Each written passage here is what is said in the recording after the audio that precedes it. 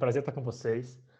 É um prazer falar com quem está na frente de cultura, em especial, um dos temas que estão tão impactados, né, nesse contexto atual nosso. O time de outros professores que estão com vocês é só gente que eu admiro, que conheço de longa data, trabalho junto, então é uma alegria estar junto desse pessoal e estar com vocês aqui. Primeiro eu vou apresentar um pouquinho, a Beth já me contou um pouco do perfil da turma como um todo, né? Então já tem um bom panorama de quem vocês são, compartilhar informações, bem legal conhecer um pouquinho de vocês a mais agora aqui, trocar uma ideia, mas eu sou formado em comunicação social, minha graduação em comunicação, eu desde a graduação trabalho no mundo das ONGs, né, e movimentos sociais, eu construí toda a minha carreira por aí e também no ativismo, né, no tempo paralelo independente. Então fiz estágio lá com o Pedro Artung, lá na Lana, tem mais de 10 anos isso lá atrás, então a gente começou nossas carreiras juntos nesse mundo. Eu passei por um monte de lugares, eu passei pelo Fundo Brasil de Direitos Humanos, eu passei pelo Greenpeace, fiquei muitos anos no Greenpeace, passei pela Oxfam, eu mais recentemente, eu sou um dos fundadores da Bancada Ativista, que é um movimento dedicado aos ativistas, e aí eu passei um tempo como chefe de gabinete no maior coletivo eleito pelo movimento em 2018, e mais recentemente eu estou construindo uma nova organização que se chama Quid, que é muito focada em atualizar as capacidades e o ferramental de comunicação e mobilização para causas do campo social, entendendo que a gente ficou para trás, entendendo que enfim, a forma como, desde o bolsonarismo até Trump, até Brexit pessoal, né, enfim, a forma de se comunicar mudou, a forma de comunicar e mobilizar para causas mudou, e o nosso campo, em geral, democrático ficou para trás nisso, a gente tem que se atualizar. Então é isso, nosso tema hoje é comunicação e mobilização.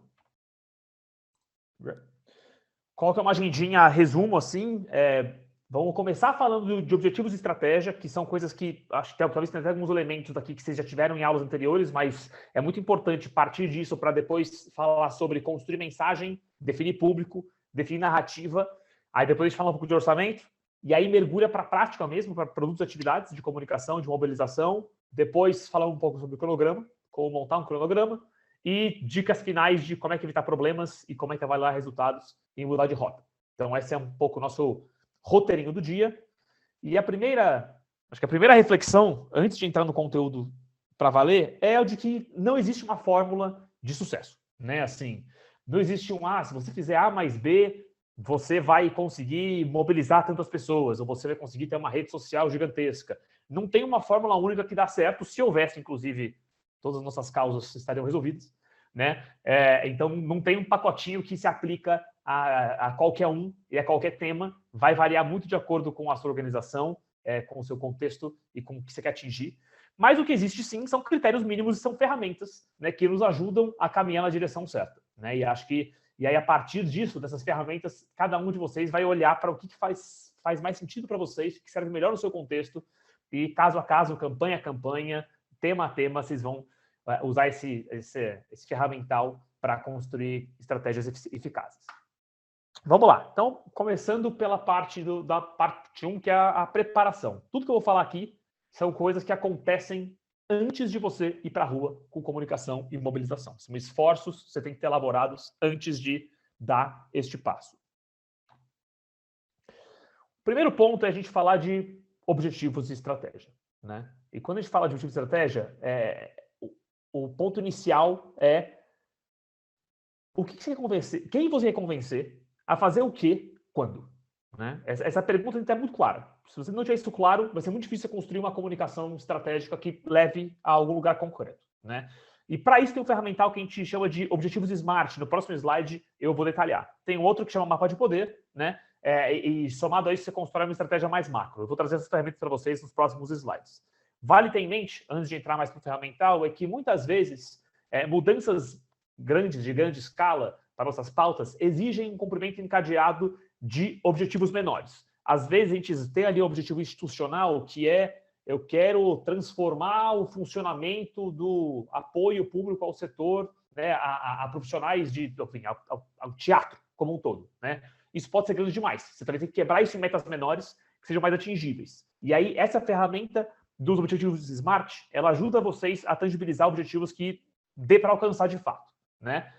O que é o objetivo SMART?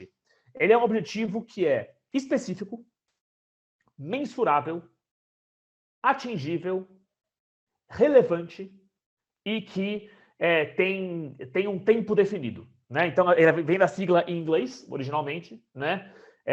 Então, por específico, é uma coisa bastante concreta, né? Por mensurável, eu consigo dizer se eu cheguei nele ou se eu não cheguei, ou quão perto eu cheguei. Atingível, além dele ser concreto e mensurável, é realista eu chegar nesse lugar, né?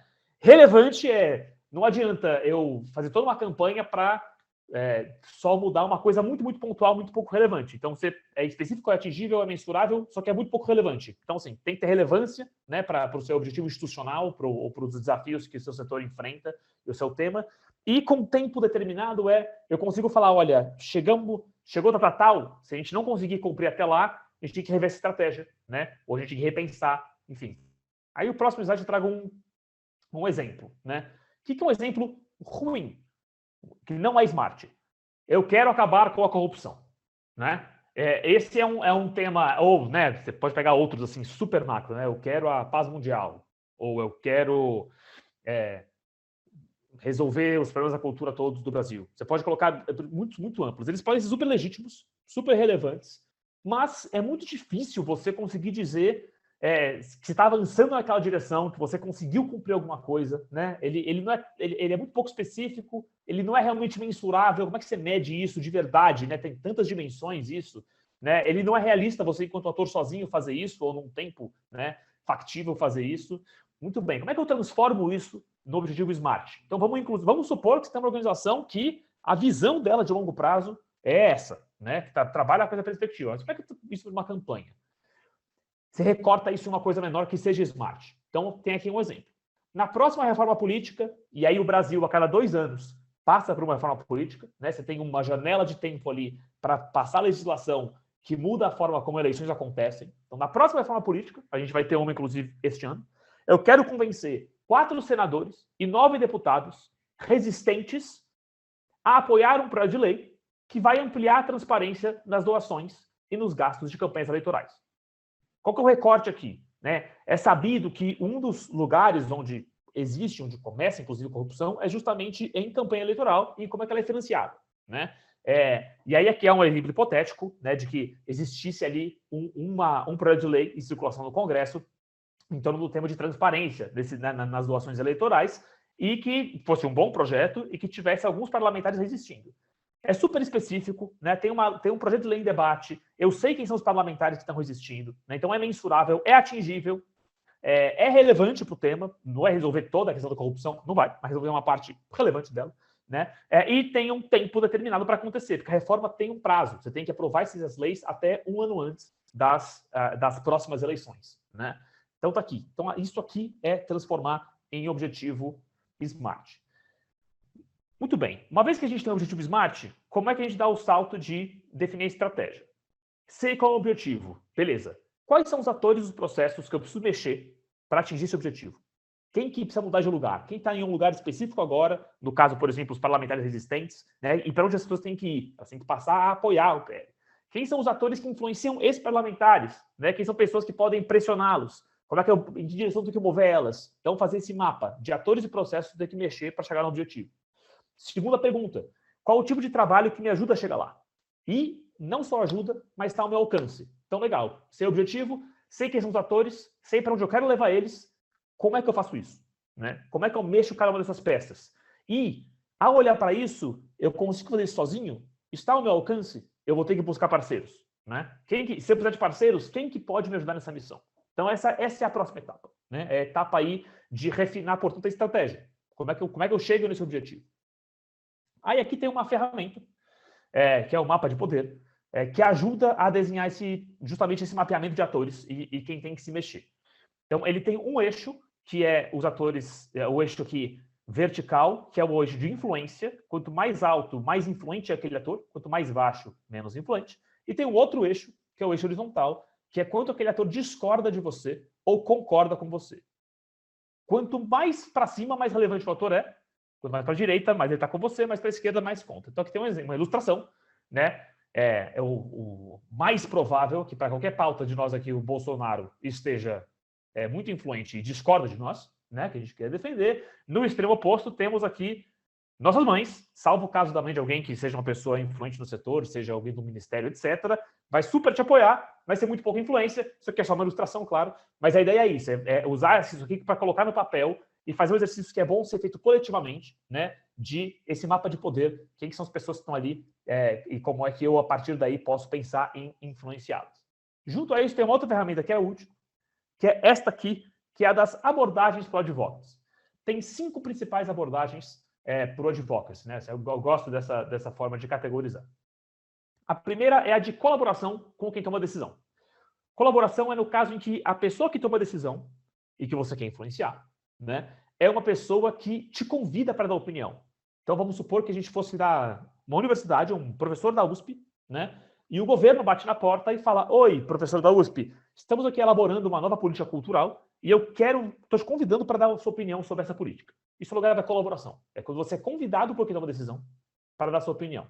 É o contexto em que você não é convidado, mas você vai bater na porta, né? Então, você vai até ali o parlamento, vai até o Congresso, vai até uma Câmara Municipal, uma Assembleia, bate na porta e pede uma reunião, envia uma carta, né? Você busca o diálogo com quem toma a decisão, diretamente. O terceiro caminho aí é construção de base de apoio. Esse lugar é o lugar em que você ou mobiliza pessoas em grande escala ou atores influentes para que eles façam a pressão, né? É você mostrar um grande apoio popular, desde uma grande petição até uma mobilização de muitos influenciadores, até tem N caminhos possíveis, né? Que pode ser desde pessoas específicas que são influentes, ou pode ser uma base populacional ampla para pressionar quem toma a decisão. O quarto caminho é pressão de rua. É fazer protesto, é fazer boicote, é fazer uma marcha. E isso pode envolver muita gente, pode ser uma mobilização de massa na rua, ou pode ser uma ação direta. Fui lá e abri um banner, né? Ou pode ser coisas que envolvam muita gente, pouca gente, mas é um trabalho de rua, né? E o último ponto é litígio estratégico, é você apelar para o judiciário, é você abrir uma ação, né? Por que isso é importante? Muito poucas organizações e movimentos conseguem fazer tudo isso, né? Tanto porque pelos recursos, dá muito trabalho, né? Quanto porque se você é a pessoa que vai fazer uma pressão de rua e faz um protesto na porta de uma empresa, de um governo, muito dificilmente você vai ser convidado para dar opinião ativamente, né? Tem umas incompatibilidades, né? Então, seja por limitação de recursos, seja porque politicamente é difícil estar nos dois lugares, geralmente você vai escolher e você vai ser bom em alguns desses. Eu sou bom de persuasão direta e pressão de rua. Aí eu sou bom em construção de base de apoio, pressão de rua e litígio. Raramente você faz tudo. Quando você montar a sua estratégia e você pensar quem são os atores, quem eu tenho que mexer em que direção, você tem que pensar em o que dessas peças aqui eu vou ter que usar. Se eu não tiver tudo que eu preciso sozinho, eu vou ter que trabalhar em parceria com outros, né? Eu vou ter que me juntar a outros atores. Então, isso é bom ter em mente também, tentar entender onde você se encaixa e o que te falta, né? E aí eu vou dar uma parada rapidinho aqui. Acho que o último ponto aqui, antes de fazer perguntas e respostas, é que cada situação pede uma estratégia diferente. Eu vou focar no executivo, no legislativo, no judiciário. Não tem uma resposta pronta para isso, né? É melhor ser mais combativo ou ser mais diplomático? Qual que é a hora certa para intervir? Tudo isso aqui vai depender do contexto, dos atores, do seu objetivo, né? Isso não tem um padrão. Então, tudo que eu falei ali não era comunicação e mobilização ainda, né? Era preparar terreno. Então, primeiro ponto. Como é que eu defino minhas mensagens-chave? E começa por aqui sempre. É muito difícil construir uma boa estratégia de comunicação ou de mobilização sem ter mensagens-chave claras. Os problemas que a gente enfrenta, eles são geralmente muito grandes e complexos, né? E é muito importante ser capaz de recortá-los e sintetizá-los, né? As pessoas não têm o tempo e o interesse de mergulhar nos assuntos que a gente tem. São temas que não são muito caros para o público geral, não necessariamente, né? Então, conseguir recortar é importante. Definir mensagem-chave, e vamos entrar nisso agora, não é definir ainda a forma de transmitir. Então, tem uma outra discussão que é narrativa e outra que é meio de comunicação. Então, vamos chegar lá em breve. Por enquanto, eu sou só a base para tudo isso depois ser desenrolado. É importante testar a mensagem-chave com pessoas que não são especialistas no assunto, né? Então, assim, quando você fizer esse exercício, testa isso com gente que está fora da sua bolha, que está fora, né, do seu círculo, né? E também é sempre bom e importante pensar em como é que seu opositor vai reagir àquelas mensagens-chave e já no TV e pensar em respostas para possíveis reações. Tem duas formas, duas estruturas que eu gosto de usar para definir mensagem-chave. Uma é essa aqui, que é uma mais linear, né? No lugar de problema, causa, solução. A ideia aqui é que vocês pensem em uma frase que, literalmente uma frase, tá? Esse exercício, quanto mais preciso for, melhor. Que define o problema que vocês estão encarando, que vocês querem resolver. Uma frase que explique a causa desse problema. E uma frase que explique a solução que você está propondo, né? E para cada um desses pontos, depois eles desdobram 3 argumentos que sustentam aquela frase. Então, 3 que sustentam o problema, 3 que sustentam a causa e 3 que sustentam a solução. Eu trouxe aqui um exemplo. Problema. Este ano, podemos ver um recorde de queimadas com graves consequências para as florestas, para o clima e para as pessoas, né? Qual que é a causa desse problema? Esse problema pode ter várias causas. Geralmente, você vai precisar escolher uma causa específica para endereçar. É difícil, em geral, você endereçar diversas causas de uma vez só. Isso pode querer dizer que isso é um problema muito grande, que você tem que recortar novamente, né? Então, a causa focada aqui é desmatadores são os grandes responsáveis por queimadas, né? Se eu tenho, então, diversas causas, qual que é a mais importante? Foque, em geral, é uma boa você focar nela, ou se ela não for atingível, foca numa mais simples, depois você cresce para ela. Mas, assim, foco aqui, ó, desmatadores. Qual que é a solução proposta? O governo deve reverter o desmonte de políticas de combate ao desmatamento. Reparem que, assim, no atual contexto, isso aqui é um exemplo, tá, sendo hipotético, sendo real, eu não tenho estatística de desmatamento e queimada esse ano, mas é bem possível que seja verdade isso, mas enfim. Mas vamos colocar no cenário, eu não quero nem avançar para coisas novas, eu só quero reverter o que foi perdido de política pública, né, com relação a combate a desmatadores. Muito bem. Para cada um desses pontos, eu peguei aqui um primeiro do problema que é ilustrativo, 3 argumentos que sustentam, né? O primeiro semestre de queimadas deste ano está com queimadas 81% acima da média histórica, né? Então é um super indicativo de que sim, a gente pode ver um recorde de queimadas. Segundo argumento, fogo e fumaça afetam quem mora perto das queimadas. Então, além da questão macro, você tem a história humana de quem está na região da queimada, de como isso afeta, né? Se traz um elemento humano para essa questão. Terceiro argumento do problema. Essas emissões das queimadas contribuem para o aquecimento global, que, por sua vez, facilita que no futuro haja mais queimadas. Você tem um ciclo colocado aí, né? Então, 3 argumentos que ajudam a sustentar esse problema. Você faz a mesma coisa para a causa, faz a mesma coisa para a solução. Você vai ter, então, 3 pontos centrais com outros 9 pontos auxiliares. Isso aqui é suficiente para 99% da sua comunicação, né? Assim, qualquer material, desde conteúdo para post em redes sociais, até resposta para entrevista de jornalista, até briefing para a produção de um vídeo de campanha. Enfim, e geralmente você tem esse pacote aqui redondo, isso resolve enorme parte dos seus problemas de comunicação. A exceção a isso vou dar uma entrevista para a CBN, né, com um especialista me entrevistando sobre aquele assunto. Essa pessoa talvez saia disso aqui. Mas, em geral, isso aqui dá conta de enorme parte que você precisa e é uma coisa que você consegue organizar e memorizar, né? Você consegue ter isso pronto. Muito bem. Mensagens-chave. Tem uma outra forma de organizar que é triangular, né? Nem todos os problemas e situações têm essa estrutura de problema, causa, solução. Alguns caem no lugar triangular. E eu trouxe aqui um exemplo. Elemento 1. O crescimento das mortes violentas é um problema no país. Elemento 2. Armar a população não é uma solução real para esse problema, né? Então, isso aqui é um exemplo que é uma resposta a um contexto em que alguém está defendendo armar a população. Elemento 3. O que a gente precisa de verdade é de políticas de prevenção e de uma polícia mais inteligente, né? Então, como é que você desdobra isso aqui? Crescimento de mortes violentas. Você pega uma estatística, você pega uma história concreta de pessoas que passaram por isso, e etc. Elemento 2, armar a população é uma solução. Você pode pegar nos argumentos de apoio estudos que mostram isso, casos anteriores em que a população concretamente não deu certo, e assim por diante, né? Novamente, 3 centrais com mais 3 de apoio para cada um deles. Maravilha. Com isso, monta as mensagens-chave. Algumas perguntas que ajudam a encontrar essas mensagens. O que está em jogo, em poucas palavras? Por que esse problema que você está endereçando é importante? O que causa essa situação? Quem são os principais atores envolvidos?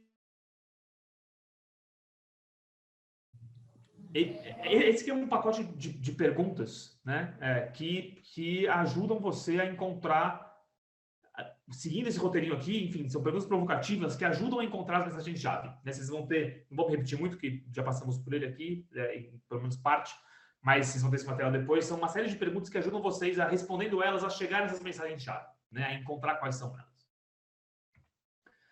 Muito bem, passou mensagens, vamos olhar para públicos, né? Quais são os públicos com quem queremos nos comunicar? A definição dos públicos está muito relacionada aos objetivos e à sua estratégia, né? Então, de novo, tudo isso aqui vem meio que de forma encadeada, né? Se você não resolver o que tem antes, fica mais difícil de chegar aqui e conseguir produzir. O seu público, primeiro, ele vem do seu mapa de poder ali, vem daquele exercício de entender quem é relevante e quem tem que mover. Segundo, ele não tem que ser as massas, né? Então, o exemplo, por exemplo, do vira-voto, claramente é um exemplo de você, né? Uma eleição presidencial é um tipo de caso que você tem que mobilizar grandes números de pessoas em grande escala, né? Geralmente, para as campanhas que a gente trabalha, isso não é necessário, né? Geralmente, você pode simplesmente mudar, influenciar quem são os doadores de campanha de um político, se você pressioná-los e eles pressionarem aquele político, pronto. É um exemplo, tá? Ou se você pressionar consumidores de uma empresa específica para pressionar aquela empresa, né? Ou pessoas que influenciam os consumidores daquela empresa, né? Influenciadores, pronto. Você pode recortar públicos menores. Quanto mais preciso for seu público, melhor. Quanto mais específico, porque menos trabalho vai dar você alcançar tanta gente assim. É bem possível que você tenha que se comunicar com mais de um público. Falar com todo mundo, geralmente quer dizer não falar com ninguém, né? E ao falar com mais de um público, quebrar seu público em subgrupos, você pode perceber que o trabalho em rede e que o apoio de outros atores é valioso. Você conseguir ter a ajuda de atores que falam melhor com públicos diferentes. Geralmente quem fala bem com uma mobilização de base popular em grande escala, um movimento de base, não necessariamente é o melhor ator para também sentar na mesa com um empresário relevante para pressionar aquele político. Então, assim, você entender com o que eu tenho que falar, como é que esse público se divide e quem que é o melhor ator para falar com cada um desses atores, né, faz diferença. O trabalho, de novo, assim como não temos todos os talentos e capacidades em cada organização, dificilmente conseguimos cada um sozinho falar com todo mundo que tem que ser atingido, né? Então, trabalho em coalizão, passa por aí. E pode ser uma boa também você discutir com quem você não quer se comunicar. Você fala, olha, se aqueles atores ali que são meus opositores souberem desde já que eu estou construindo uma campanha e mobilizando gente para pressionar por esse assunto aqui, né, é possível que eles já passem a organizar um contra-ataque, uma defesa, né? Então, vamos segurar isso um pouco, vamos só ir para público de verdade quando estiver mais pronto. Com quem que eu não quero falar nesse momento ainda? Pensar um pouco nisso. Aí eu trouxe aqui alguns exemplos. Vou pedir para vocês, para pessoas aí do grupo, levantarem a mão. Isso aqui é o material que a Greta é aquela ativista climática, né, jovem, o que ela coloca no site dela com relação à organização de greves climáticas. Quem que é o público-alvo desse material? Qualquer um pode abrir o microfone aí e dar uma opinião. Estudantes, talvez? Preschool, claro, não sei. Exatamente. As crianças da idade dela. Oi? É isso. Isso aqui é um material com uma cara zero, por assim dizer, sexy, né? É um documento de Google focado especificamente em jovens que já querem organizar um protesto. Eu não preciso aqui mobilizar gente nova. Isso aqui é um conteúdo focado em atores que já estão engajados e já querem fazer na sua escola uma mobilização, né? O foco, o público-alvo é esse aqui, e essa linguagem funciona para esse público. Tenho aqui um outro exemplo de uma campanha antiga, já tem alguns bons anos aí, da Avaz. Quem que é o público-alvo? Ou os públicos?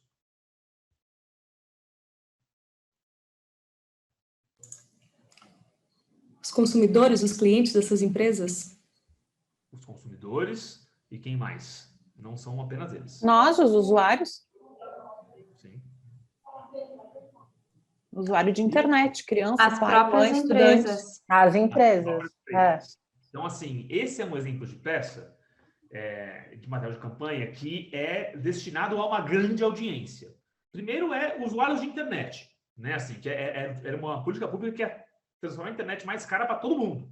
Então, assim, já é um público muito amplo. Além disso, essa petição também se direciona às empresas que estavam no lobby por essa política que encarecia a internet, e também fala com as autoridades, quem poderia regulamentar isso. Essa é uma peça, esse tipo de petição é uma petição que é para alcançar muita gente ao mesmo tempo. Ela sozinha certamente não foi suficiente para essa campanha ser bem sucedida, né? Também teve trabalho direto com parlamentares, também teve diálogo direto com as empresas, teve outros materiais de comunicação que se comunicavam diretamente com públicos, subgrupos, né, desse grupão aqui. Só que este material, a petição em si, que naquele momento foi relevante para essa campanha, essa peça falava com muita gente ao mesmo tempo, né? Não era a única peça de campanha ali colocada, mas esse material falava com todos ao mesmo tempo. Vou pegar um último exemplo aqui. Essa é a carta que o Temer escreveu para Dilma, né? A famigerada carta que Temer escreveu para Dilma, quando basicamente ele tomou a decisão, né, explicitamente de tirar a Dilma do poder. Quem que era o público-alvo dessa carta? A carta era formalmente endereçada a Dilma, mas com quem ele queria falar era especialmente com parlamentares e com outros atores de grande influência que já estavam investidos nesse objetivo, né? É o sinal final de gente. Vamos embora, estou com vocês, né? Então, assim, o que é relevante aqui? Não necessariamente o público-alvo explícito da sua comunicação, que nesse caso aqui era a Dilma, é o público-alvo real que você quer atingir. É possível você construir materiais de comunicação que apontam para um lugar, mas que sinalizam para outro. Isso na política institucional é super comum, aliás, né? É bastante convencional, é muito comum isso acontecer. Então, só alguns exemplos de públicos-alvo e como é que os materiais de comunicação chegam neles, né? Então, beleza, olha, tenho objetivo, estratégia, tenho meus públicos, tenho minhas mensagens-chave, né? Como eu construo narrativa? Narrativa é o próximo passo. Narrativa é como eu vou contar a minha história, né? E você tem, geralmente, inúmeras formas de contar, de colocar suas mensagens-chave, né, empacotadas para os seus públicos-alvo. Os seus públicos precisam... Você precisa chegar a 3 coisas com eles. Eles precisam, primeiro, entender o seu problema. Segundo, se preocupar com o seu problema. E terceiro, e mais importante, mais difícil, querer agir com relação ao seu problema. Não é suficiente que as pessoas entendam e não é suficiente que elas apenas se preocupem. Se ela se preocupou e virou a página do jornal, se ela se preocupou e se distraiu, você não conseguiu chegar onde você precisava. Você precisa que elas queiram, de fato, agir com relação àquilo, né? Seja o seu público pessoas que você quer mobilizar por uma causa, seja o seu público o parlamentar que, no fim, vai votar por aquele projeto de lei ou não, né? São camadas diferentes aí de uma estratégia. Isso, geralmente, tem mais a ver, especialmente com o público geral, né? Com emoções, com os valores das pessoas e com a vida cotidiana das pessoas e como aquilo impacta elas, do que com números, com estatísticas, com processos de burocracia, né? Os números, processos, etc., são geralmente importantes e até podem ser decisivos, mas o que move mais pessoas são seus interesses, sua vida cotidiana, seus valores, suas emoções, né? Como é que você alcança esse lugar também? Em geral, você constrói uma narrativa que é dominante, né? Uma narrativa ali que é aquela que vai estar no site da sua campanha ou da sua organização, né? Que vai estar num eventual anúncio, né? Um vídeo de lançamento daquele conteúdo, uma narrativa principal. Mas é comum que diferentes públicos exijam narrativas um pouco diferentes. Então, você pode adaptar isso. Você tem uma central e algumas são adaptadas. Eu vou dar exemplos disso daqui a pouco, tá? Que focam em partes diferentes da história que são mais relevantes para públicos diferentes. E é importante tornar um assunto interessante, né? Seja divertido, seja intrigante, seja surpreendente, seja ousado. Como é que você chega numa comunicação que, de fato, faça aquela pessoa parar e escutar, né? Mas, obviamente, sem nunca esquecer de apresentar de uma forma bastante clara, né, nítida, o problema, a causa e a solução, né? Por que aquilo é relevante e o que está propondo, né? This is an awareness test. How many passes does the team in white make?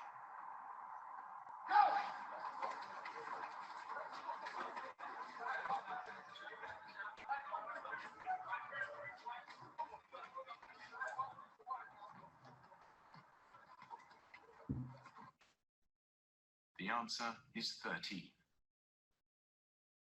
But did you see the moonwalking bear?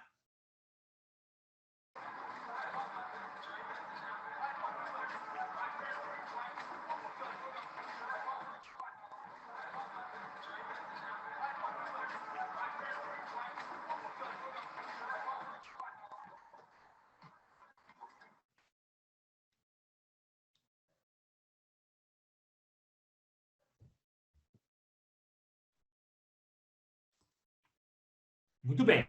Vou até parar aqui o compartilhamento. Deu para entender, né? Se conseguiu ler a legenda, escutar, deu para acompanhar numa boa. Você tem inúmeras... A campanha aqui, o objetivo era uma campanha de gerar conscientização em torno da questão de acidentes de trânsito com ciclistas. Você poderia contar essa história de inúmeras formas. Ele poderia ser um panfleto do Departamento de Trânsito burocrático entregado ao pessoal, veja ciclistas. Ele poderia ser isso aqui. As mesmas mensagens-chave, você conseguiria embrulhar elas de inúmeras formas diferentes, né? Você conseguiria... Ela pode virar muitos produtos diferentes, né? As mesmas comunicações. A narrativa faz toda a diferença nesse sentido, né? De fato conseguir te chamar a atenção, te engajar, né? Te colocar numa forma de olhar para isso relevante. O Greenpeace tem há muitos anos uma campanha que chama 100% renováveis, né? Tá aparecendo? Tá. Bom, que é uma campanha bem macro mesmo, que o objetivo é, por todo mundo, aprovar legislação e políticas e também práticas de atores privados rumo a garantir que toda a matriz energética dos países seja renovável, né? Então, de novo, isso não é smart, né? Isso é bastante amplo, uma campanha da macro, e aí cada país tem focos específicos de aprovar PLs, de pressionar empresas e assim por diante. Muito bem. Aqui tem duas peças de comunicação dessa mesma campanha. A primeira aqui em cima foi uma foto aérea tirada durante a Conferência do Clima da ONU, a COP21, né, que foi em Paris, alguns anos atrás, que foi a principal, onde assinou-se o Acordo de Paris, o maior tratado internacional de clima da história, etc. Foi talvez o último momento de real esperança, né, nesse sentido, até o Trump agora sair da presidência dos Estados Unidos, que ainda era o Obama presidente, etc. Depois veio o Trump, depois veio o Bolsonaro e tudo mais, tudo se complicou. Mas, enfim, essa foto aqui é uma foto tirada para aparecer em capa de jornal no mundo inteiro. Essas conferências de clima geralmente são muito entediantes. Foto de conferência é sempre péssimo. Então, ONGs que tiram boas fotos e geram boas imagens de protestos, geralmente saem bastante em jornal nessas épocas, né, nesse tipo de contexto. Essa foto aqui foi tirada por um fotógrafo super famoso, de fotos aéreas, num lugar super icônico, né? Isso aqui foi capa de jornal no mundo inteiro, na época que essa foto foi tirada. Essa mesma campanha de 100% renováveis produziu, nessa mesma época, este relatório, que é um relatório para mercado financeiro, mostrando e explicando por que investidores tinham que parar de investir em combustíveis fósseis e tinham que passar a investir em renováveis. E era um relatório aí, número, matemática, né? Era mercado financeiro, argumentos econômicos, de por que você vai perder dinheiro com petróleo, né? E por que você pode ganhar mais dinheiro com renováveis. É um lugar completamente diferente. Esses dois materiais tinham como mensagem-chave basicamente a mesma coisa, que é a transição para 100% renovável precisa acontecer e ela vai ser melhor para todos nós, né? Agora, a forma de contar isso é completamente diferente de um material para o outro, né? E aí é o lugar, então, da narrativa dominante de uma comunicação e de uma narrativa, como é que você embrulha isso para públicos estratégicos específicos quando necessário, né? Esse é um exemplo que vai nessa direção aqui. Aí tem várias formas. Aí, assim, trouxe aqui um exemplo para vocês. Existem muitas formas diferentes de você construir narrativas, né? Existem materiais múltiplos para isso, tem livros sobre isso, enfim, dá para ir nessa jornada aí. Mas existem pacotinhos que ajudam vocês a pensar nesse tipo de coisa. Um deles, o mais usado, em geral, um dos mais famosos, pelo menos, é o da Jornada do Herói, né? Que foi aí talvez imortalizado pelo Joseph Campbell, que é um estudioso, né? Já faleceu de mitologia e tudo mais, que é usada em muitos filmes também, para construir narrativa de filme, que pode ser bem adaptada para campanhas. Você tem 3 grandes atos aí da Jornada do Herói. A primeira é de uma pessoa que está ali no seu dia a dia e que está no seu mundo, né, e tem pouca consciência de um problema, e aí alguma coisa acontece que ela ganha mais consciência desse problema e ela é chamada a viver uma aventura. E aí, vou pegar um exemplo aqui do Senhor dos Anéis. O Frodo está em casa e aí chega ali o Gandalf e fala, cara, tem um anel aí que é um problema e, cara, temos que ir lá derreter esse anel na montanha. E aí ele tem a negação, a recusa ao chamado, ele fala, não quero fazer isso, não vou lidar com isso, mas aí o mentor eventualmente vai lá e fala, sim, você consegue dar esse passo, né? Aí tem o segundo ato que é, ok, então embarcamos nessa aventura. E aí você assume o compromisso, você junta aliados, você forma ali a Sociedade do Anel, o Star Wars também segue essa estrutura, muito filme segue essa estrutura, muito videogame também, muito livro, e aí você se aproxima então da caverna, você passa por uma provação, você enfrenta um grande desafio, e você consegue superar aquilo, e você então fica mais motivado ainda a seguir adiante. E aí você, portanto, vai para a reta final, e você domina o problema, derrete na montanha e assim por diante, né? Ou qualquer coisa que o valha. Isso aqui, essa lógica é uma lógica que aparece em histórias desde que o mundo é mundo, né? Essa estrutura, esse arco narrativo, né? E isso pode facilmente ser adaptado para uma jornada de campanha, né? Seja para engajar pessoas, né? Seja para você enfrentar um adversário e você constrói uma história em torno disso. Isso aqui é só um exemplo. Existem outras estruturas de forma narrativa, mas basicamente assim, aquela ideia de que todas as histórias que a gente conta já foram contadas antes, né? Com outros personagens, em outros contextos, mas existem estruturas que já existem e que ajudam, se você pegar elas como base, para construir narrativas dos seus materiais de advocacy, de campanha, de como é que construir um arco ali, né, para o meu trabalho. Muito bem. Tem uma reflexão aqui importante que é cuidado com a possibilidade de você ficar escravo da narrativa, né? Às vezes você faz uma escolha de narrativa que não te permite depois voltar atrás, né?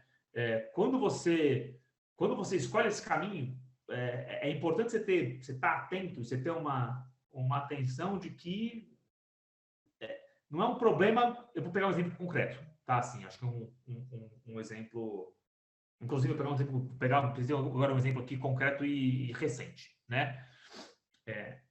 Um tempo atrás, quando o Lula foi preso, né, pegar um exemplo aqui concreto da política atual, né, o PT escolheu uma linha narrativa que era Lula inocente, né, e o ataque, a prisão do Lula é um ataque à democracia.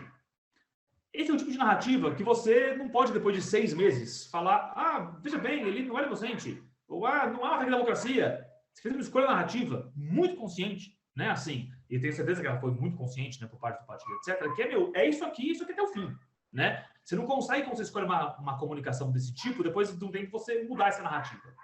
Isso não é um problema. Isso geralmente, com frequência, inclusive, né, e eu peguei aqui um exemplo muito, né, inclusive, quente agora e muito, né, nesse momento histórico do país, né, o importante ao escolher uma narrativa é você só parar e pensar, essa narrativa que eu estou construindo aqui, né, ela me coloca nessa condição que depois eu não consigo voltar atrás, ou ela não me coloca nesse lugar. E escolhe isso e segue adiante e vamos embora, né? Não tem certo e errado aqui, né? O importante é você ter essa consciência, porque você pode ter mudanças de fatos futuros que te amarram depois, né? Você está consciente e vai embora, vai nessa, né? Ou você pode escolher narrativas também que te dão mais flexibilidade de acordo com a mudança de contexto, né? Você tem trabalhos ali, você tem temas às vezes que você fala, cara, se mudar o contexto político, eu preciso conseguir me adaptar, né, e mudar essa comunicação aqui, porque estou aprovando aqui um PL que vai atravessar um mandato, vai ter uma eleição no meio do caminho, eu não vou conseguir aprovar isso antes da próxima eleição, os parlamentares que estão ali vão mudar, e eu preciso conseguir adaptar essa minha demanda para os nossos parlamentares. Beleza. Ou não, né? Então, é mais importante do que ter essa consciência de quanto que a sua narrativa vai te amarrar ou não vai, e escolher consciente o caminho que você vai seguir. E, por fim, aqui nesse orçamento, a gente é limitado pelos recursos aos que temos acesso, isso é o óbvio, né? Além de dinheiro, temos outros recursos valiosos, como espaço e mídia, apoio de formadores de opinião e etc. Dá para ir muito longe, mesmo sem muito dinheiro, mas isso exige geralmente mais criatividade e mais bom uso de contexto para gerar mídia espontânea, né? E eu trago aqui um exemplo interessante de orçamento, né? Quanto menos dinheiro você tiver, mais criativo você vai ter que ser. Eu trago um exemplo que elas contam a história delas próprias, então não vou adiantar para vocês, que é bem legal.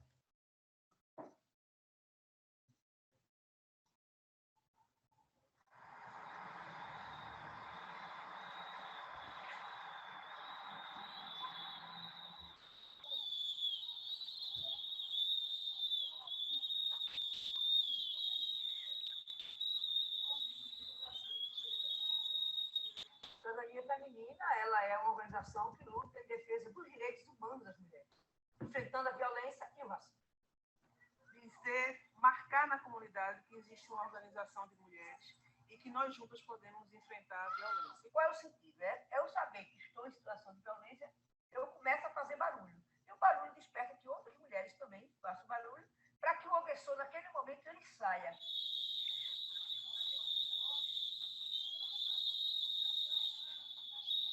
Hoje, apitação é ótimo. Quando tem uma mulher que sofre alguma violência, elas apitam logo. Quando elas apitam, a gente já sabe que uma mulher está sofrendo agressão ou já sofreu. Aí movimenta todos.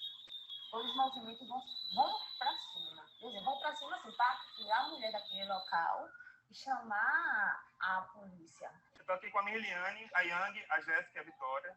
Elas podem também vir aqui no Córrego do Euclides. Eu queria saber um pouquinho de vocês, o que, é que vocês acham de participar da Apitaço. O que, é que vocês têm aprendido com esse movimento? Eu acho importante porque quanto mais a gente faz parte da Apitaço, mais a violência na comunidade vai terminando. Porque sabe que a gente sempre vai estar perto.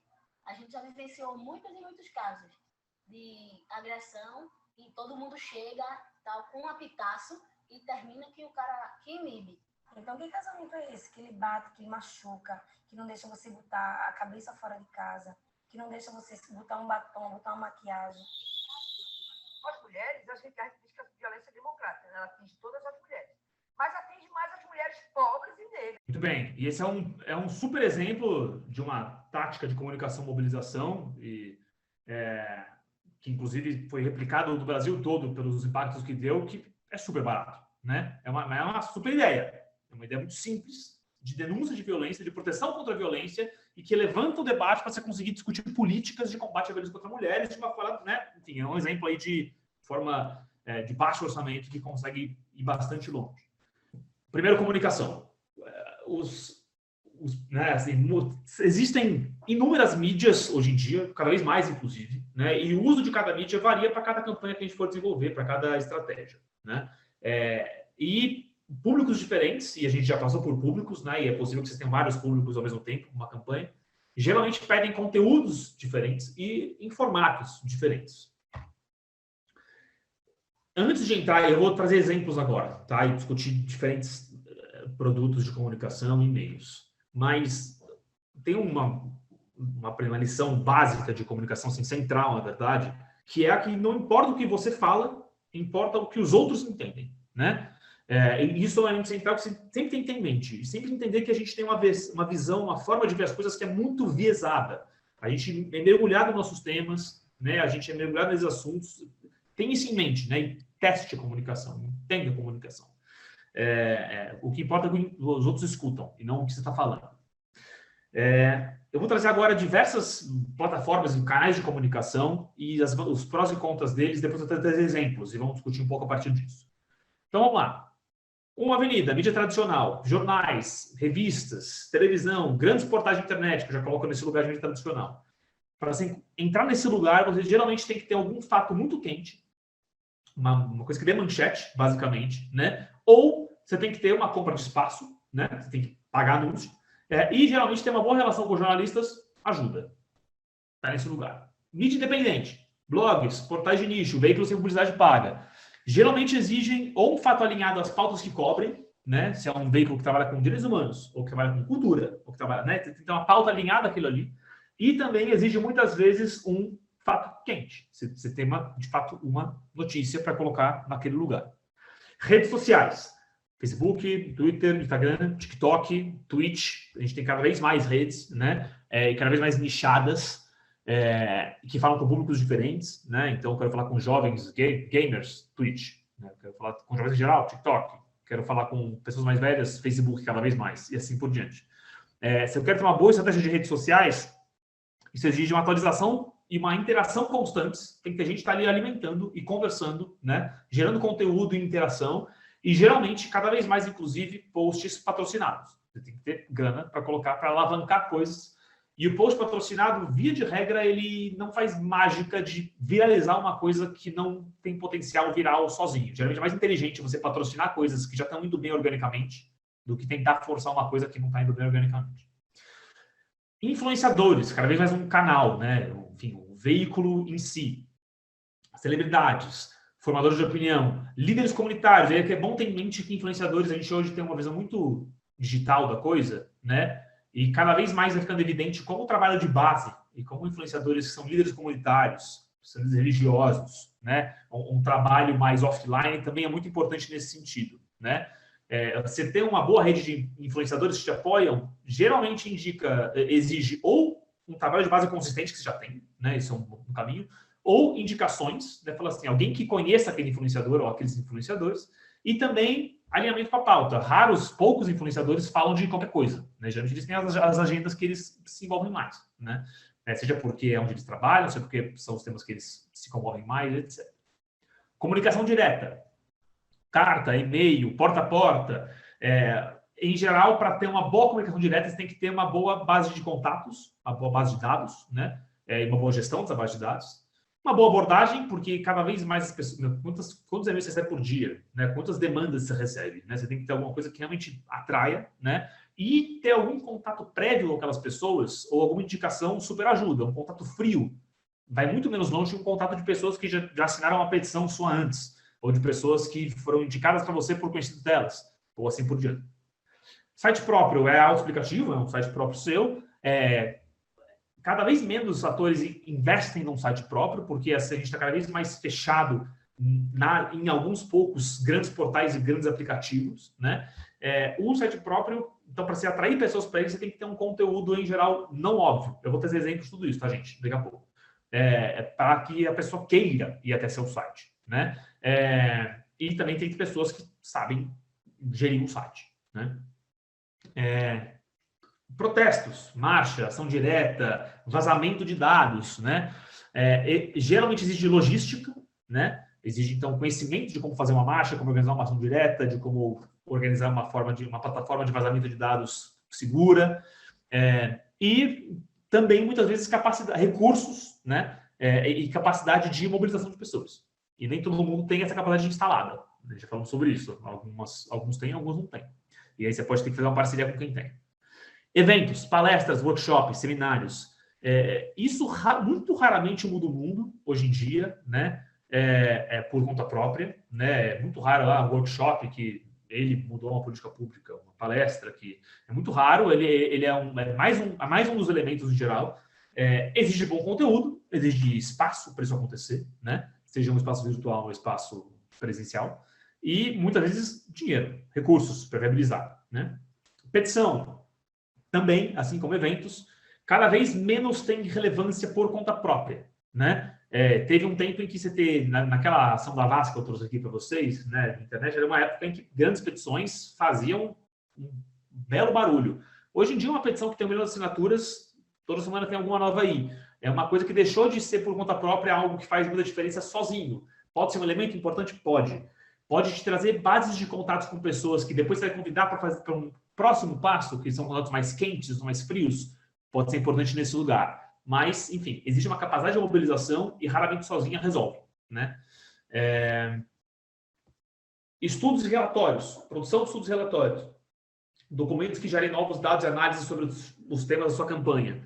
Mais uma das coisas que sozinha não muda mundos, e que exige uma capacidade técnica e de recursos para alavancar a visibilidade. É cada vez mais raro eu ver estudos que fazem uma diferença concreta. Eu vou dar um exemplo aqui, daqui a pouco, de como fazer um bom uso disso, um uso que eu acho bom, mas geralmente o volume de trabalho que dá e tempo que toma, para o impacto que tem, é pouco comum, né? Mas como ferramenta de apoio pode ser útil, não como estandarte. Organismos internacionais, você ir para a ONU fazendo uma denúncia, né? Uma denúncia na ONU. Esse tipo de coisa geralmente é bastante mídia, né? Então, fazer eventos paralelos em grandes eventos internacionais. Isso exige conhecimento do caminho das pedras, entender como funciona a ONU, como é que você navega por ela, e, frequentemente, recursos podem te dar bastante visibilidade se for bem encadeado. E, por último, aplicativos de mensagens, WhatsApp e Telegram, que são coisas diferentes de redes sociais, né? Que exige geralmente um bom tamanho de público de grupos, né? Acesso a bons grupos, então um trabalho muito consistente de construção de audiência, uma boa gestão de bases de contato próprias ou acesso a bases de outros e também uma capacidade de testar a mensagem e de navegar e de construir comunidade ali, de pessoas que manjem disso ou que se dediquem a isso. Exemplos. Mídia tradicional. Aqui tem um artigo da Priscila Cruz, da Todos pela Educação. A Priscila e a Todos, assim como algumas outras organizações, tem um trabalho muito regular de artigo de opinião, né? Então, além de manchete no jornal, um outro caminho que você tem para a grande mídia, para veículos tradicionais, é esse, né? O de artigos de opinião. E você consegue pautar muitas vezes a partir daí, né? Levantar uma bola, pautar um assunto. E você ter bons assessores de imprensa pode ajudar bastante. É muito recomendado isso, né? Se quem tiver recurso ou tiver contatos com assessores de imprensa. Veículos específicos, né? Veículos mídia independente. Tem a Ponte, da pauta de direitos humanos, justiça e segurança pública, né? É uma referência. Então, a Ponte raramente alcança uma grande escala por conta própria, mas publica muita coisa que depois grandes veículos alavancam. E também já fala diretamente com muitos atores que se preocupam com isso, que podem ser um canal para você chegar em outros atores que você quer chegar. Um exemplo aqui. Redes sociais, eu trouxe aqui o PETA. O PETA trabalha com a pauta de direitos dos animais e eles escolheram uma linha em redes sociais que é a de imagens, vídeos e fotos muito impactantes, né? E cresceram muito o público com esse lugar, a partir desse lugar. Cada vez mais a linguagem de redes sociais é muito focada em vídeos e imagens, coisas que você pega rápido, pega a imagem rapidamente, impacta rápido, né? Tem a lógica dos 3 segundos, que chama, né? Quando você começa um vídeo, você tem 3 segundos para pegar a pessoa naquele vídeo. É geralmente nos 3 primeiros segundos que a pessoa escolhe ficar assistindo ou não um vídeo na internet. Então, essa capacidade de você usar imageticamente coisas que prendam. Influenciadores. Isso aqui foi um trabalho, quando estava no Greenpeace, que aconteceu, que era na época da construção da hidrelétrica do Tapajós, no Urucu. Que foi feito um trabalho de influenciadores que não foi o trabalho de você bater na porta e falar: oi, faz um post para mim sobre isso. Foi um trabalho de realmente aproximá-los da realidade daquele problema, né? Então, pegou a galera, levou a galera para uma viagem para conhecer a região da hidrelétrica, conhecer os povos indígenas impactados. A Alice Braga foi uma dessas. A Alice Braga voltou dessa viagem, passou semanas dando entrevistas sobre o assunto, de fato abraçou a causa. É claro que isso é um exemplo de uma organização que tem recurso para pagar viagens. Muitos não têm, só que você consegue fazer um análogo disso para outros contextos, né? Como é que eu envolvo influenciadores ou lideranças comunitárias para além de só pedir, faz um post aí, como é que de fato aproxima essa pessoa daquela realidade, daquele problema, faço ela abraçar a causa de verdade e não só ser solidária muito pontualmente, né? Tem várias formas de fazer isso. Aqui a comunicação direta. Essa é uma iniciativa que a Anistia tem internacionalmente, que é de ajudar a ensinar cidadãos a escreverem boas cartas para parlamentares, né? E de construir aí, então, um grupo mais amplo de pessoas capazes de dialogar diretamente com parlamentares. É um trabalho bem interessante que eles fazem. Site próprio. Isso aqui é meio antigo já. É um site da Oxfam da Escócia, que depois isso deu super certo isso aqui, foi depois replicado em outros lugares. Aqui no Brasil, o Nexo fez uma coisa parecida. Enfim, que eles colocaram no site deles uma parte interativa que você colocava o seu salário e você falava onde é que o seu salário te coloca ali entre os mais ricos ou mais pobres do seu país? Você está ali nos 1% mais ricos, 10%, 50%, você está nos mais pobres. Onde é que você está? E você colocava os dados e basicamente tem pesquisas que mostram que as pessoas geralmente se acham, especialmente pessoas de rendas mais altas, elas geralmente se acham que estão numa faixa bem mais baixa do que elas de fato estão de renda. Aí você coloca o dado e fala assim, nossa, eu na real estou muito mais perto do 1% do que eu esperava, né, para muita gente. E aí tem pesquisas que mostram isso, né, essa dissociação de percepção de como longe você está da base da pirâmide do seu país, né? E aí esse é um negócio interativo que realizou pela interatividade, por trazer uma informação, né, impactante. Então, é uma forma de usar site próprio que levou muita gente para o site, né? Ação de rua, né? Protestos, marchas, ação direta. Isso aqui é uma foto da Marcha da Maconha em São Paulo, mas também tem outras partes do país. Marcha da Maconha tem uma abordagem que gente, se você é pela legalização, não importa quem você seja, de qual partido vem, né? Então, você tem desde anarquista de esquerda, a Marcha da Maconha, até o pessoal do Tucanabis, que é a galera do PSDB que defende legalização. Você junta uma galera aqui, estão aqui por essa agenda, né? E que vem um trabalho muito consistente ao longo de anos de crescendo a Marcha da Maconha. Então, acho que é uma referência interessante de trabalho de rua que marca a pauta. Eventos próprios. Isso aqui vale até um instante para pausar e ler. Assim, acho que, né, o 5º Encontro Nacional dos Atingidos pela Vale. Internacional, né? Eu não sei nem se esse evento existe mais. Eu não achei mais materiais desse evento. Eu acho que ele não acontece mais anualmente. Ele aconteceu por um tempo anualmente. Esse é o tipo de evento que o próprio fato do evento existir já é uma puta mensagem, né? Assim, acho que é aquele lugar de que eventos cada vez menos são relevantes. Fiz um workshop, fiz uma palestra, para mim, esse é um bom exemplo de uso de evento para levantar uma pauta, né? A existência desse evento em si já diz muito, né? Ele existir, tem uma comunidade internacional de atingidos por uma empresa, né? Acho que é um exemplo aí de uso de evento. Esse aqui é petição, né? Mobilização para petição, é abaixo-assinado. Foi uma campanha que o Minha Sampa fez em 2017 em São Paulo, na época que o Dória estava tirando cobertores de moradores de rua. Tinha uma petição online, mas que era encadeada com um trabalho audiovisual muito impactante. Esse vídeo viralizou muito naquela época, né?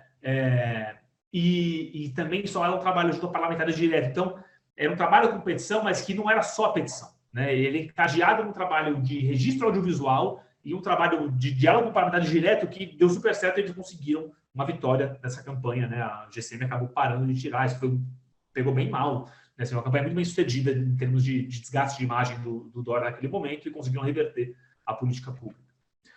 Aqui é um trabalho de relatório. Esse é um trabalho do Greenpeace. O Greenpeace, a cada 3 anos, produz um relatório que chama Revolução Energética, que é internacional e que tem versões nacionais também, de como é que você pode avançar no sentido de 100% energias renováveis, né? E ele é um trabalho que, para além do relatório em si, que sempre que você lança, ele tem um lançamento e aí depois ele perde visibilidade pública, então raramente o relatório sozinho vai muito longe, só que ele é um relatório que embasa o trabalho da organização tecnicamente por 3 anos. Então, ele, para além do impacto que ele tem no seu lançamento, ele é feito de uma forma que seja um insumo estratégico que tem mais relevância do que impacto midiático, né? Então, tem essa uma forma também, para esse relatório, como é que você consegue fazer ele ser mais relevante do que o seu lançamento só. E o último aqui é a Polícia Militar de São Paulo, alvo de denúncias na ONU, né? O que eu tinha falado ali, de uso de plataformas internacionais, ONU, OEA e etc., para chamar atenção mediaticamente, né? E pauta do debate público nacionalmente.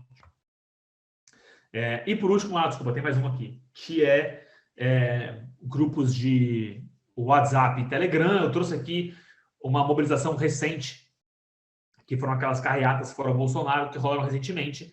Foram criados grupos de WhatsApp para organizar carreatas pelo Brasil todo, né? E aqui tem um grupo de WhatsApp aqui na esquerda e tem um grupo de Telegram aqui na direita. Telegram cabe muito mais gente, né?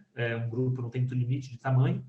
E eu vou entrar no próximo slide num debate sobre esse tipo de formas de comunicação, mas é construção de comunidades de WhatsApp para fins de protesto. E aqui, protestos centralizados. Tinha até uma ideia mais centralizada, foram atores específicos que colocaram ideia no mundo, mas que centralizaram para organizar pelo Brasil, né? Então, construção de comunidades aí para ir organizando em várias partes do Brasil carreata numa data específica.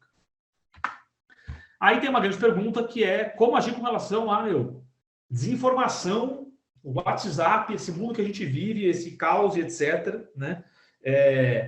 E a resposta para isso, assim, por um lado, a gente precisa dominar essas ferramentas, né? E aí, a Quid, que é a minha organização que eu estou construindo agora, tem muito esse olhar, que é como é que a gente ficou muito para trás nesse campo. A gente precisa aprender. Como é que você faz isso bem feito, né? E faz isso, obviamente, sem cair no uso antiético e ilegal que atores como o bolsonarismo fazem. Mas como é que você faz isso bem feito, né? Como é que você corre atrás? Como é que a gente entende que a comunicação mudou para valer, para além do contexto político atual, assim, a forma de se comunicar para causas, para política, mudou estruturalmente. E a gente ficou para trás em redes sociais, em WhatsApp, em testes de mensagem. Então tem um lugar que é dominar essas ferramentas. Tem um outro lugar que é regulamentação, né? Existe uma linha que muitos atores cruzam, atores que se opõem ao que a gente defende, que é a linha de operar na antiética, de operar, né? Então, a gente faz a regulamentação que impeça isso, né? Que impeça que atores joguem um jogo sujo, né? Um exemplo colocado é a Lei Geral de Proteção de Dados, que entrou em vigor agora recentemente, que coloca várias restrições para coleta de dados e para uso de dados sem autorização, né? E tem um trabalho agora de definir as sanções com mais clareza, os órgãos reguladores, tem muito debate para acontecer em torno disso. Mas, assim, como é que a gente avança no sentido de regulamentação, seja regulamentação pública, seja de práticas empresariais, as grandes plataformas, para limitar os usos abusivos que estão sendo feitos, né? Mas temos que caminhar muito no sentido de como é que a gente usa ferramentas online para segmentar públicos, direcionar mensagens, testar mensagens online por meio de pesquisa, né?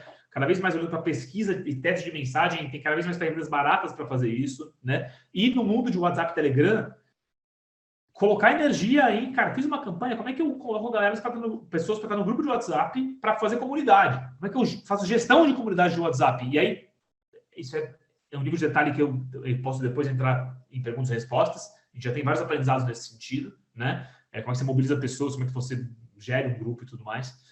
Mas é um universo que a gente precisa cada vez mais olhar. Mobilização.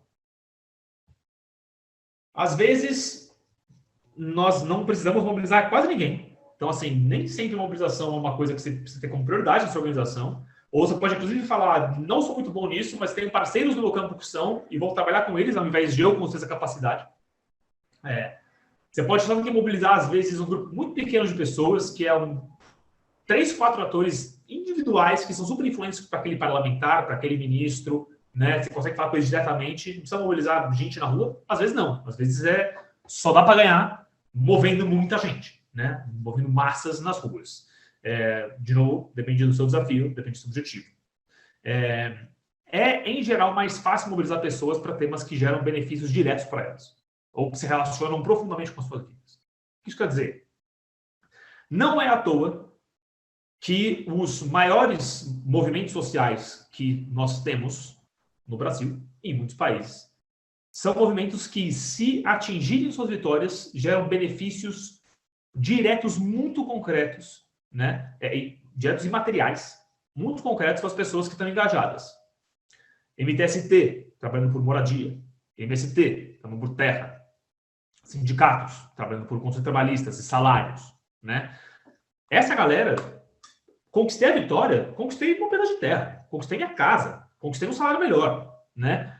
É bem mais difícil você mobilizar para temas que são do tipo, mobilizar massas, né? Para temas que são mais distantes de necessidades imediatas de pessoas, do tipo mudanças climáticas, né?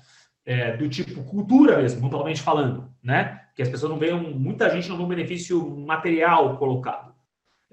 As formas de você contornar isso para esse tipo de tema, geralmente buscando maneiras e narrativas e recortes que aproximem mais o tema daquelas pessoas, né? Então, seja conectando com emoções, com sentimentos, com coisas que elas viram na vida delas, ligadas àquele tema, seja fazendo um recorte, pegar uma pauta de clima, falar mudanças climáticas vão afetar o longo prazo da humanidade é muito menos engajador do que falar a poluição do carro está afetando diretamente a saúde do seu filho. Agora, se você interessar a poluição, você por tabela está interessando o clima. Só que é muito mais fácil engajar as pessoas em torno de poluição do que em torno do clima amplamente falando, né? E assim por diante. E tem a questão de que o offline é muitas vezes mais importante do que o online. A gente passou por um tempo, alguns anos atrás, que era agora os aplicativos que vão salvar a democracia e etc. A gente fala, cara, é importante a internet, é importante o online, mas só o online não resolve. A combinação de um bom trabalho online com offline é o que precisamos, né? Mobilizar pessoas e mantê-las mobilizadas é muito trabalho. Então, se você vai se enveredar para um lugar de eu quero sim fazer um trabalho de mobilização de grande escala, você não vai fazer isso do dia para a noite. Muito dificilmente, né? É um trabalho de construção mesmo e de visão de longo prazo, o trabalho de ter mobilização como um pilar da sua atuação, né? Mobilização em grande escala, em especial. Fazer um chamado à ação claro e direto sempre faz muita diferença para as pessoas quererem se engajar numa causa, né? Quanto mais claro for o seu pedido, mais direto ele for, mais específico, melhor. Pode ser importante você mobilizar pessoas de quem você não gosta muito. Eu acho que o contexto que a gente enfrenta agora, inclusive de bolsonarismo e tudo mais, é um exemplo muito concreto disso, né? Assim, você mobilizar pessoas que não são solidarizadas para tudo, que com frequência discordam, inclusive, mas que com relação a políticas específicas desse governo, vocês estão junto contra, né? Olha, uma aliança, a chamada aliança tática, né? Pode ser importante. E se tentar ao máximo pautar o debate na mobilização e não ser pautado por ele, né? É o lugar do quanto que eu estou apagando incêndio, ou seja, reagindo a narrativas e esforços de mobilização que estão sendo feitos contra mim, quando eu estou conseguindo eu mesmo trazer temas, né, que esses temas pautam o debate, né, inverter o lugar, né? Aí eu vou trazer alguns exemplos. Acho que tem 10 tipos, eu gosto também dessa ferramental aqui, de 10, os chamados 10 tipos de poder popular. E quando você vai pensar em mobilização, você pode pensar, cara, para a minha organização ou para o meu tema, ou para a minha estratégia aqui, o que é mais relevante? Isso pode ajudar a pensar, né? Que tipo de poder popular é mais relevante? Um é pressão de consumidores, né? Pressão de ir contra uma empresa ou contra uma categoria de produtos, etc., que é danosa e eu quero uma política pública, mobilizar os consumidores daquilo ali, né? Acho que a pauta, por exemplo, de carne, segunda sem carne, veganismo, é um exemplo. Segundo, pressão de gente de dentro de governos e de dentro de empresas, né? Eu vou pressionar ali o funcionário, o acionista, esse tipo de coisa, né? Pressão por dentro. Terceiro, pressão da base eleitoral, mobilizar eleitores de um ator, diretamente. Vou na base eleitoral daquele parlamentar, mobilizar, criticar ele para a base eleitoral dele, né? Quarto, conscientização. Então, você fazer um esforço que é um trabalho mais de longo prazo, gente. Eu quero mudar a forma das pessoas verem essa questão. Eu vou fazer um debate de longo prazo da questão racial, da questão de gênero, né? Para além do debate de políticas públicas específicas, eu quero fazer uma disputa de visão de mundo, de forma da sociedade lidar com isso. É um trabalho de longo prazo. Próximo, organização de grupo de apoio, grupo de base. Vou trazer exemplos disso. Eu quero formar núcleos locais, eu quero formar ali núcleos locais do passe livre, por exemplo. Eles tinham trabalhos ali de grupos locais em várias partes da cidade que discutiam a questão do passe livre e eram organizados assim, né? Ou grupos municipais, né? De uma pauta específica. Eu tenho exemplos disso daqui a pouquinho. Voluntariado é um exemplo. Vou ser voluntário numa ONG, vou ajudar, e pode ser um voluntariado para pautas burocráticas, inclusive, né? É mais uma forma de poder popular, ser voluntário para apoiar um trabalho. O crowdsourcing, que eu vou coletar, seja dinheiro, que é crowdfunding, seja ideias, seja o que é a Wikipédia, né? Qualquer pessoa pode ir lá preencher a Wikipédia, fazer um esforço de usar especialmente plataformas digitais para coletar informações, coletar dinheiro, coletar ideias de pessoas. Doação é uma forma de apoio muito concreto, né, de poder popular. Eu estou dando grana para você, para sua pauta crescer, né? Mudança de comportamento, e aí aqui por exemplo, de bike ao trabalho, né? Eu vou levar pessoas a mudarem algum hábito, trabalhar pela mudança de hábitos. E se você faz isso em escala, você consegue avançar nas pautas. E por último, ação direta. Pessoas que se somam com você para ir para a rua fazer uma marcha, para abrir um banner em algum lugar, um trabalho mais de enfrentamento de ação direta. Tem, né, de novo, acho que isso aqui um leque de opções para ter em mente, ao pensar no seu objetivo, nos seus estratégias públicos, o que seria mais útil aqui para essa minha campanha. Aí tem isso aqui que é o que eu chamo de... Eu chamo não, né? É o nome da pirâmide de engajamento. As pessoas, geralmente não, sempre, que elas se engajam numa causa, elas seguem esta ordem aqui. Primeiro, ela está observando a sua organização e sabe que você existe. Mas você nem sabe que ela existe ainda. Ela leu sobre você, sobre o seu trabalho, sobre a sua campanha no jornal. E é isso aí. O passo seguinte é a pessoa se interessar a ponto de te seguir. Ela foi no seu site e assinou sua newsletter. Ela foi no seu Facebook e passou a te seguir no seu Instagram. Esse é o momento em que você passa a saber que aquela pessoa também existe, né? Ela se torna uma seguidora sua, você consegue se comunicar com ela diretamente, você consegue mapear que ela está no seu radar. O passo seguinte é a pessoa está te endossando. É a pessoa que vai lá e compartilha o seu post. É aquela pessoa que vai lá e fala para o seu amigo também assinar a petição que ele já assinou. Ela passa a dar um endosso público, ela passa a, de alguma forma, falar, essa galera aqui é massa, né? Publicamente te endossar. O passo seguinte, depois disso, a pessoa vira uma contribuidora. Ela passa a doar tempo ou doar recursos para você. Ela vira uma doadora financeira, ela vira uma voluntária, né?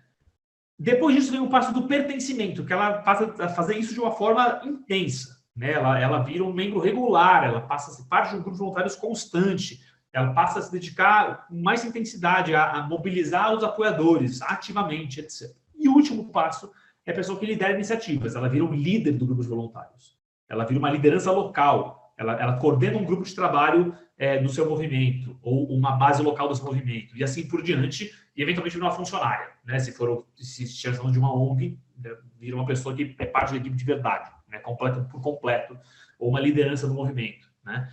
Muito bem. todo mundo que se engaja numa campanha ou numa organização passa por todos esses passos.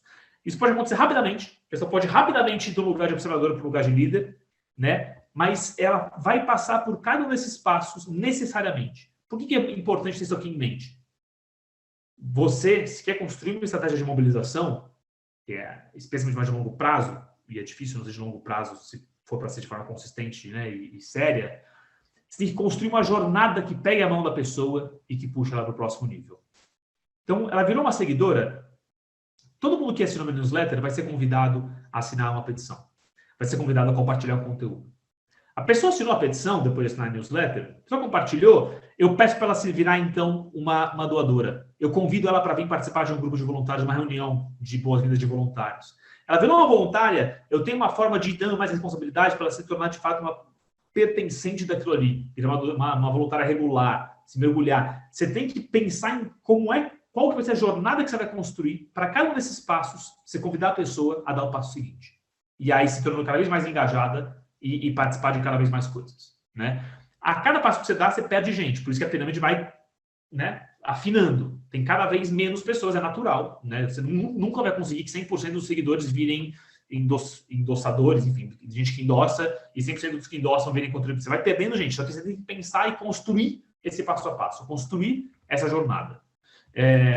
Pessoas diferentes têm talentos e têm interesses e disponibilidades diferentes, é importante ter isso em mente, né? E é importante, portanto, construir jornadas de engajamento adequadas para cada perfil, né? Assim, pensar, né, o que para mim é importante primeiro, né, daqueles tipos de poder popular, né, dos públicos que eu quero engajar, e como é que eu construo jornadas para esses públicos diferentes. Trouxe 3 exemplos rápidos aqui. Um é o MPL, o Facilite, que, né, enfim, chegou à notoriedade nacional em 2013, que era um exemplo de que trabalhava com grupos descentralizados, eles tinham núcleos locais em vários lugares, né?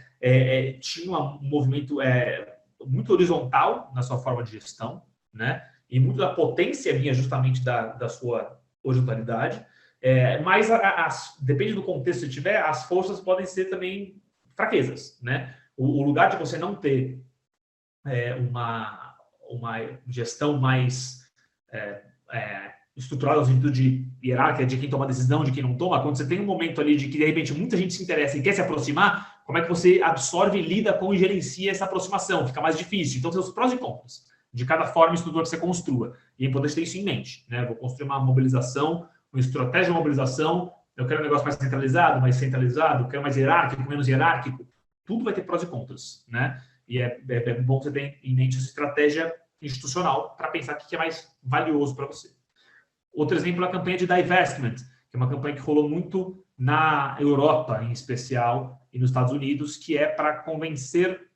Na Europa e nos Estados Unidos é muito comum você ter universidades, igrejas, grupos comunitários que fazem investimento no mercado de ações. Isso no Brasil não é muito comum, por várias razões. Mas, enfim, a galera começou a convencer universidades, escolas, igrejas a tirar o dinheiro desses investimentos de combustíveis fósseis. E aí construir uma narrativa macro nesse sentido. Qual que era a potência desse formato? A potência é assim, eu posso construir na minha escola um negócio que é super ao meu alcance, portanto, que é convencer a minha escola a tirar grana de combustível fóssil. Eu consegui fazer isso, um negócio super ao meu alcance, eu consegui engajar, eu consegui fazer um resultado que super me mobiliza, porque é a minha comunidade, e ao mesmo tempo, como isso foi feito em muitos lugares ao mesmo tempo, você constrói uma narrativa nacional de, cara, no país tem 200 escolas e igrejas e grupos de não sei o quê que já fizeram isso. Então, é uma coisa que, por um lado, é muito concreto, muito próximo de você, muito... Qualquer indivíduo fala, eu consigo fazer, que está ao meu alcance na minha escola fazer isso, e você, junto com isso, constrói uma narrativa nacional, porque você tem grupos no país inteiro fazendo isso, né? Então, é uma forma que você mescla núcleos locais com uma narrativa nacional muito poderosa. O terceiro exemplo aqui é o Engajamundo, que é uma organização de jovens brasileira, que eu sou um cofundador e conselheiro, já tem quase seus 10 anos de estrada agora, que vai surgiu no lugar de engajar jovens brasileiros em processos internacionais de mudanças climáticas, de gênero, de saúde, de temas diferentes que têm pautas internacionais que tinham uma grande ausência de jovens brasileiros e jovens de países em desenvolvimento como um todo, e depois pressionar os governos locais, o governo nacional e locais, a implementar compromissos assumidos internacionalmente. Qual que é, acho que um dos pulos do gato do Engajamundo? O Engajamundo oferece duas coisas muito concretas para os participantes. Por um lado, você vai conhecer vários jovens engajados. Então, você vai construir, fazer amizade, conhecer gente legal, né? Então, junte-se ali ao grupo da sociedade do Engajamundo, aos grupos temáticos, etc. E, por outro lado, cara, você vai ter a possibilidade de ir participar de uma conferência da ONU, ou de ir pautar um parlamentar sobre um assunto. E isso, se você faz uma graduação em Relações Internacionais ou em Ciência Política, isso te gera currículo, né? Isso te ajuda a se formar como profissional, e aí você se forma, e aí você segue a sua carreira, e assim por diante. Então, para além do impacto da causa e da defesa das causas, tem benefícios muito concretos para quem está ali, né? De construção de amizades de comunidade, de construção de currículo, e para as pessoas que se interessam, se aproximam, e, né, o Engaja tem grupos pelo Brasil todo, enfim, tem todo um trabalho. E eu trouxe um último exemplo aqui, que é da campanha da renda básica emergencial, que eu tive no time que iniciou essa campanha lá atrás, né, assim que estourou a pandemia, que conquistou a vitória ali da aprovação da renda básica emergencial. Esse é um case super interessante, talvez o Douglas traga para vocês, mas que basicamente o que a gente fez foi um trabalho de uma coalizão com uma meta muito concreta colocada, que a gente precisa, com urgência, aprovar essa renda básica, com essa pandemia acontecendo, abrir uma janela de oportunidade. Esse é um case super interessante, dá para passar uma hora falando só sobre ele, mas acho que o mais importante aqui ela foi uma coalizão que juntou atores com competências distintas, que na soma dos seus poderes conseguiram fazer a coisa avançar rápido. Então, a gente montou um time que tinha gente que representava potenciais beneficiários de uma renda básica, né, que é a Coalizão Negra por Direitos. Gente que era muito boa de fazer campanha, que era o pessoal do Nossas, em especial de plataformas de campanha, etc., com mais alguns ativistas, eu sendo um deles, né? Gente com experiência em construção de campanha. Juntou gente que tinha uma voz com o empresariado, então tinha o Ethos lançando essa campanha, que tem um lado de empresariados progressistas, né, que defenderiam essa ideia. E gente com muito lastro ali em Brasília e diálogo com parlamentares, que foi o INESC, né, o INESC com um pé muito forte, entre outros. Tem outros atores, era uma lista um pouquinho maior, mas assim, a gente pensou quem são os atores-chave que juntam os talentos que a gente precisa para rápido colocar isso no mundo com força. Então foi uma coalizão ali que focou em pensar né, começou pelo lugar das peças-chave para a coisa decolar e deu super certo, né? Enfim, aí tem vários dobramentos, mas funcionou. Uma mobilização, então, teve essa estratégia inicial. E, por último, o cronograma. Que cronograma seguinte falou sobre isso? O cronograma do problema, né? A ideia de que é difícil você sustentar a comunicação e mobilização sem estar criando novos fatos regularmente. E que é importante. Então, assim, para além dos grandes eventos, como é que eu faço coisas de mais curto prazo, né? De menor, na verdade, menor relevância e peso, não é o grande relatório lançado, mas ajuda a manter a coisa quente. Estou sempre falando com essas pessoas, né? Estou sempre engajando elas de alguma forma, etc. E pense em um plano capaz de sustentar um longo prazo para além de um par de picos, né? Acho que conecta com o que eu falei agora. Acho que na renda básica, esqueci de falar de um ator muito importante, que foi a Rede Brasileira de Renda Básica, que é a galera que tem autoridade no assunto, né? Enfim, outra peça importante. E também já falei sobre isso, a realidade não funciona como a gente imagina, os prazos vão mudar, e a chance de demorar mais do que você gostaria é muito, muito concreta. Esteja pronto, então, seja pessimista no seu planejamento, basicamente, e a parte do princípio que vai levar mais tempo do que você gostaria que levasse para chegar na sua vitória, né? Assim, porque isso quer dizer, geralmente, recursos, né? Ter mais tempo de pessoas, ter mais dinheiro para colocar um prazo mais longo, né? Parte do princípio que pode demorar mais. Por último, e eu vou fechar aqui, e a gente bate um papo de 10 minutos finais aqui, evitando problemas, algumas dicas gerais. Já falei sobre isso. Para cada passo importante que você for dar de campanha, ou de estratégia de advocacy mais amplamente, preveja as reações de adversários. Como é que o meu adversário vai reagir a isso aqui? Eu estou pronto para essa reação? Eu vou conseguir dar a minha tréplica? Pensa nisso. Segundo, monta um documento de perguntas e respostas.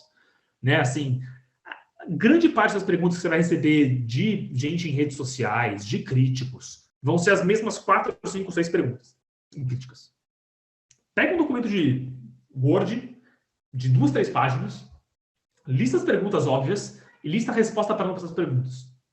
Você tira um documento assim pronto, a sua equipe, o seu time, o seu grupo vai ter muita facilidade de responder a enorme parte do que vai vir, porque a enorme parte são as mesmas perguntas e críticas sempre, né? Então, ter um documentinho assim ajuda. Teste ideias com parceiros não especialistas, já falamos sobre isso. Faça um media training, assim, recomendo muito que você, né, quem puder, quem tiver acesso de recurso, contatos, né, para fazer isso voluntariamente, pessoas que têm treinamento de como lidar com mídia, né? Isso ajuda bastante, né? Ter um treinamento de mídia é bem interessante. Avalie, especialmente nos termos de redes sociais, quais críticas e provocações vale a pena responder ou não vale a pena responder. Muitas críticas hoje em dia a galera joga mais para criar polêmica e para te desgastar do que porque são dúvidas legítimas ou críticas legítimas, né? Então, saiba bem quando responder a questionamentos, especialmente online, e quando ignorar, né? Se for responder tudo, vai perder muito tempo e, em geral, você vai cair em armadilhas de quem quer te enrascar com essas perguntas e não ter uma dúvida legítima, né? Trabalhar em grupo, quanto mais cabeças, melhor. Busque investigar riscos jurídicos das suas ações, faz muita diferença. A gente vive um contexto hoje que a judicialização é muito usada de uma forma antiética para silenciar ativistas, silenciar pessoas que defendem pautas de forma legítima, né? Então, assim, tentar antever quais podem ser ataques jurídicos e mitigá-los faz uma diferença. Nunca acredite que uma grande ideia ou uma grande ação sozinha vai bastar. É muito, muito raro um esforço de advocacy que, num tiro único ali, numa ação única, num esforço único, resolve. Geralmente é uma estratégia de mais longo prazo, que encadeiam um monte de ações e de eventos, de táticas, né? E, por último, nunca perca de vista seus objetivos. É muito fácil a gente se iludir. A gente fala assim, porque eu consegui uma manchete na capa do UOL, olha, grande avanço. Essa manchete, de fato, incomodou o ator que você queria incomodar? Ou ela te gerou, o que se chama de métricas de vaidade, né? Fiz um vídeo que viralizou, teve 3 milhões de visualizações. Tá, quem viu é quem tinha que ver para você conseguir mexer no seu objetivo, ou quem viu já é seu clube de pessoas que gostam de você e que tanto faz se visto ou não aquilo, né? Assim, lembra sempre qual é o objetivo e o que eu estou conseguindo de resultado me leva naquela direção ou não. E tem essa autocrítica, né? Constantemente.